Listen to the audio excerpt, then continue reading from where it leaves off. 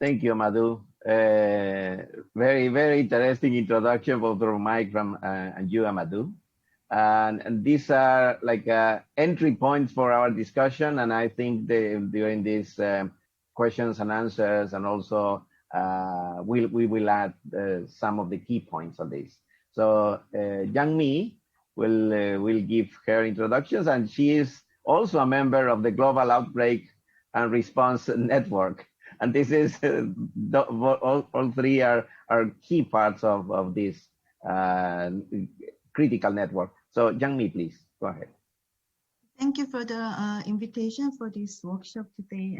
Actually, I've been involved in WHO-IHR Emergency Committee, as well as R&D Blueprint Scientific Advisory Group.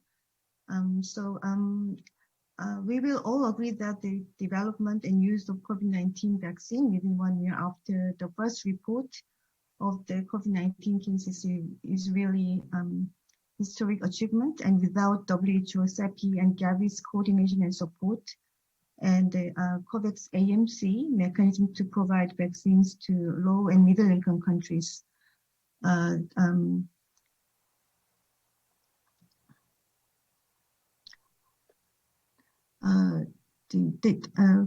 Without that coordination, this could have not happened. However, despite these efforts, there is a huge variation in terms of vaccination rate among countries. And also my country actually started vaccine contract with 5 companies relatively late. And although we have received some vaccine through COVAX as well as our own contract, vaccination rate is still around 7.5% among whole population. And actually one of the CEPI funded protein vaccine is being developed by a Korean company called SK Bioscience, which also produces AstraZeneca vaccine that was approved by WHO in February this year. So while this company will continue to produce AstraZeneca vaccine for global use, we hope that CEPI funded subunit vaccine will be also successfully developed for the global as well as domestic use.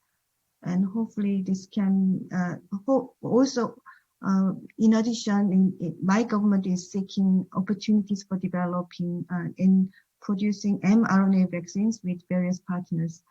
And hopefully this can be also successful to diversify platforms not only for COVID-19 vaccine, but also future emerging diseases.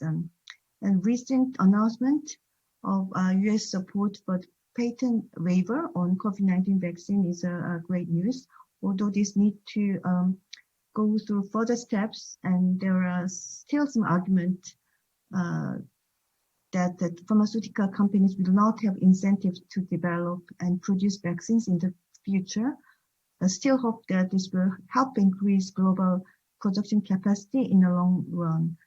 And during the Paris Peace Forum on May 6th, there was discussion on urgent priority actions for COVID-19 vaccination, and many people mentioned the extra quantities of the COVID-19 vaccines in high-income countries, which will be never used within that country, should be immediately sent out to LMIC that need those vaccines much urgently. And today I'm happy to hear the news that US will send 80 million doses of COVID-19 vaccine abroad, and I hope that will happen as quickly as possible. So maybe I'll add some more of what we have to really invest. As other colleagues mentioned, early detection, surveillance, and monitoring capacity, including variant sequencing, should be strengthened, especially for low and middle income countries. And those areas should be the priority for the pandemic preparedness investment.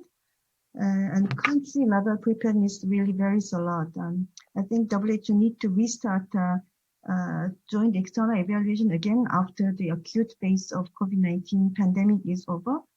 And those countries that were evaluated already will have to be re-evaluated after COVID-19. And all countries that were evaluated for JE should follow up with the gaps and issues identified during the last JEE. And there should be also extensive coordination for R&D, but we should also consider R&D for scaling up the production of vaccines and PPE and medical products. And one last thing I want to mention is we also need to strengthen local, as Amadou also mentioned, local vaccine production capacity in all continents, including Africa. So in addition to big pharmas, we have developing country vaccine manufacturers network, but there is only one member from Africa out of 43 members, and mostly located in Asian region. So although we have 43 members in this network, only 15 members produce WHO pre-qualified vaccines. So we should further invest in vaccine manufacturing infrastructure to make all those facilities in this network to produce WHO pre-qualified vaccine, and we should fully utilize this network to maximize global vaccine production capacity. So obviously we also need to establish further vaccine production sites in all continents, including Africa. Thank you.